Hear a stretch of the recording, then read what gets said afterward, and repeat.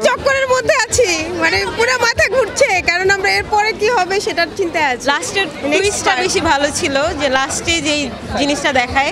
Bundle থাকলে প্রতি সেনমানিতে টাকা বাঁচবে। বিকাশ সেনমানি বান্ডেল কিনে জিতুন প্রতি লেনদেনে। এক কথায় অসাধারণ ছবি আপু, অনেক বছর পর এরকম একটা সিনেমা দেখে ভালো লাগলো। প্রতিটা মুহূর্ত অসাধারণ লেগেছে, মানে কোনো বোরিং লাগে না এই ছবিটা। অসাম, এক কথায় অসাম।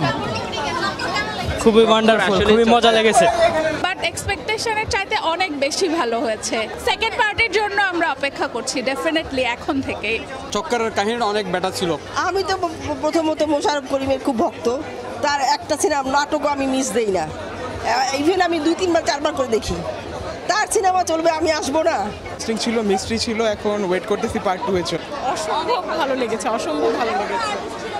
সবাইকে ভালো লেগেছে। একটা সিক্রেট ছিল যেটা সবার লাস্টে গিয়ে প্রকাশ পেয়েছে, এটাই সবচেয়ে ভালো লেগেছে। অ্যাটেনশন সম্পূর্ণ ধরে রাখার মতো মুভি, পুরো ফ্যামিলি মুভি, কোনো ইয়ে নাই, খুব ভালো লাগছে। এবং আমরা 25 বছর পরে আসলাম। অনেক দিন পরে বাংলা সিনেমায় এত সুন্দর একটা স্ক্রিপ্ট এবং মেকিং এত ভালো পেলাম, অনেক দিন পরে।